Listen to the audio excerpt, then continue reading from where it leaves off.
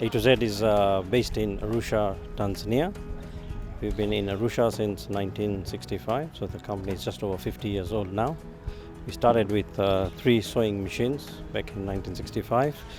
Over the years, we've progressed and gone into vertical integration from sewing to dyeing, knitting, finishing to make garments. And in the late 70s, we went into manufacturing of polyester bed nets. Sumitomo Chemical is a leading chemical company in Japan, and we have the 100-year anniversary last 2 years ago. However, the origin started 400 years ago as the original the chemical companies. The landscape for the products for malaria was changing, so from the conventional polyester nets, we went into bundle with insecticide, and then of course to the current ITNs or LLINs as we call them, so long-lasting insecticidal nets. The nets being treated at the factory level. We developed the Olicet net, which prevent malaria. It was invented at late 1990s, and after we get the WHO's recommendation in 2001, we started to manufacture this net in Tanzania, because Tanzania is one of the countries which are suffering from the malaria. So back in 2003 is when we started a pilot project with Sumitomo Chemicals of Japan with an installed capacity of 300,000 bed nets per annum. By the end of 2010, we reached capacity of 30 million. The technology of bed net, of long-lasting net, is a powerful tool, scientifically approved, that has a huge impact on the vector populations, and the research has been going on that net, on bed net since 1980s. At that time, they are using only a polyester net just dipped in a suspension of pyrethroid. And it come out, it has some risk, and also there's a lot of logistics to prevent the population to use it regularly. So Sumitomo Chemical Japan come out with this new technology, which is long-lasting. This feature is insecticides incorporated in the fiber, which is polyethylene. And so the polyethylene incorporate the insecticides permethrin, and permethrin gradually comes to the surface. These partnerships are very important for us because when we develop products here in our lab, in our pipeline, these products have to undergo testing by independent institutions.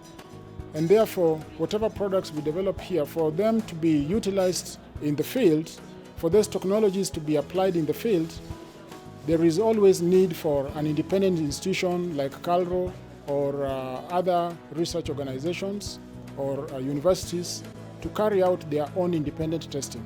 We have several interventions which we are doing to combat malaria, and we have core interventions and we have supplementary intervention.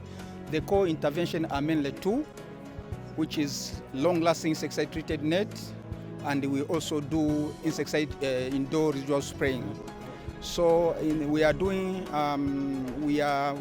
doing campaign to distribute long-lasting insecticide-treated net all over the country. And we are doing insecticide indoor residual spraying in just few regions where malaria prevalence is very high. This malaria is spread by mosquito, and the mosquito does not require visa to go across the other country. So Tanzania is bordered by several countries, including Kenya, and we have some intervention which we are doing to prevent malaria across the border.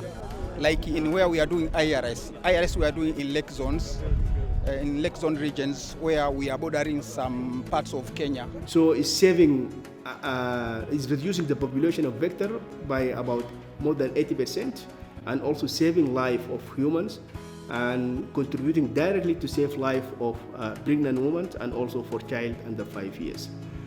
Since then, now the recommendation come out from WHO that the bed net have to be distributed widely among the community in Africa, and the huge investment need to be done, and that has been come out after the Abuja Declaration in 1998, which need a political commitment from the leader of Africa.